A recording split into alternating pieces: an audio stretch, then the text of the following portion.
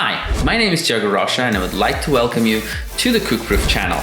On today's how-to video, I will be covering how to launch your or someone else's kite.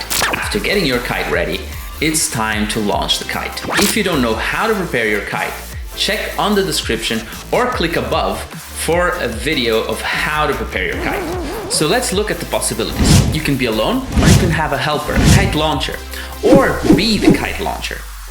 If you haven't done so, please consider subscribing to this channel. Also, let me know what other topics you would like to discuss by commenting below. So let's describe all the possibilities. Starting by the first one, you should learn, that's being the kite launcher. This position comes with a lot of responsibility. As you are the one letting go of the kite, you should also make sure that all is correct in order to avoid an accident. First of all, you need to pick up the kite and put it in the launching position, making the kite perpendicular to the ground and leading edge facing the wind. The interior of the kite should be facing the pilot. Loads of people often hold the kite and remain in front of the leading edge. You should avoid this by making sure you hold the kite by having your top hand pushing the kite on the back and the bottom hand pulling towards you.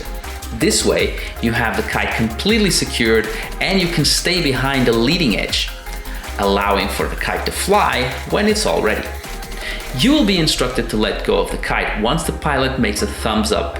It's the signal to release, but there are more things to consider. Lots of pilots don't know how to position themselves correctly and give the thumbs up when the kite is not well placed, causing a potential accident situation. So besides the thumbs up, that signal that the rider has made all the verifications and is ready for you to release, you should check two more things. First of all, make sure the kite is not flapping and that the sail is now filled with air and the kite is at the edge of the wind window. This is the most common mistake, as often the rider doesn't know how to position himself to make sure the kite will fly on launch. If you're giving the thumbs up and the kite is still flapping, do not let go of the kite and signal the pilot that the kite's not ready.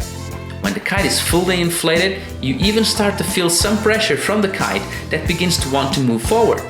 The rider needs to move towards the wind direction to make the kite filled with air until it has been done. Do not let go. The other thing you need to check is that the lines are not crossed. So take a quick look at the 4 lines and see if they all go straight to the bar without being tangled, and that the pilot has the right hand on the right side of the bar.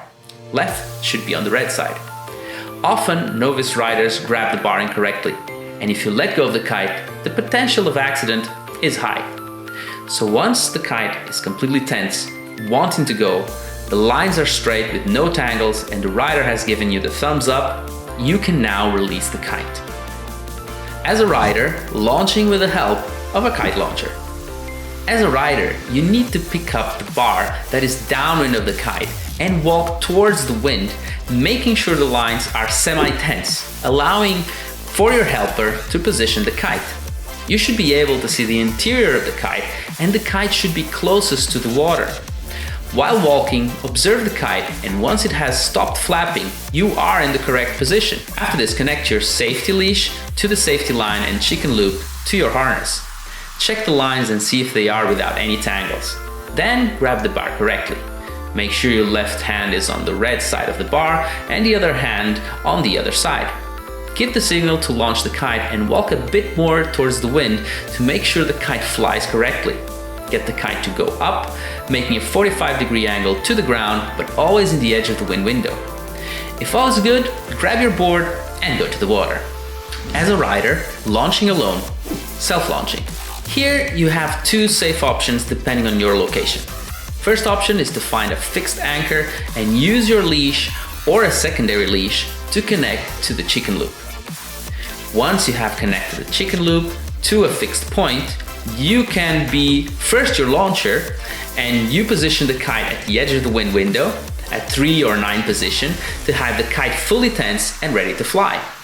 Confirm the lines are straight and there are no tangles, as the kite is fully depowered as the bar is all the way up. The kite will remain in the same place, waiting for you to come and connect yourself to the kite. First, attach the chicken loop and become an anchor. if you are using your leash. If you have a secondary rope, put your leash first in the kite safety line and then connect the chicken loop to you. Once you have the kite on yourself, you can release the anchor point and launch the kite up to 45 degrees. Another option that you have is to have the kite in the park position and you rotate to the usual launch position. As you need some wind, you will keep on going to the wind direction, making the kite enter more powerful area to help it to become perpendicular to the ground.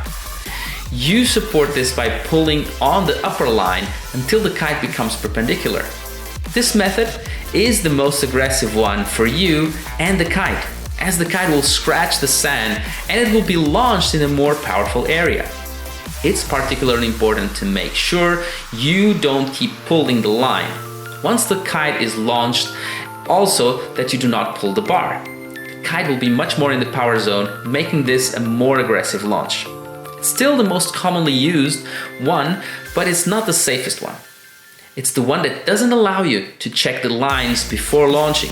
So make sure you connect all correctly and that you also grab the bar in the correct position before launching using this technique. Hope you like this video and it's helpful for you to remember what you have learned on your lessons. All these techniques should be practiced during your lesson, and I strongly recommend you take lessons and use these videos to add to your knowledge.